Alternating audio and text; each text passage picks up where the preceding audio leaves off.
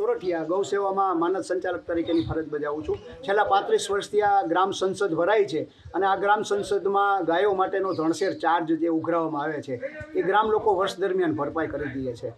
સિવાય કે ખેડૂત માલધારી સમાજમાં ક્યાંય ચરિયાણના પ્રશ્નો ઊભા થતા હોય, ભેડના પ્રશ્નો ઊભા થતા હોય તો એ ભેલાણ માટેનું આ સંસદની અંદર નિરાકરણ કરી કોઈ પણ જાતનો પોલીસ કેસ કરવામાં આવતો નથી।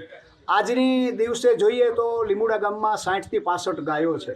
ગૌધનને બચાવવા માટેના છેલ્લા અમારા નમ્ર પ્રયાસો રહ્યા છે અને ગામ એમાં ખૂબ જ સહકાર આપે છે અને ગ્રામજનોના જે પ્રશ્નો, જટિલ પ્રશ્નો હોય એનું નિરાકરણ પણ આ ગ્રામ સંસદની અંદર કરવામાં આવે છે।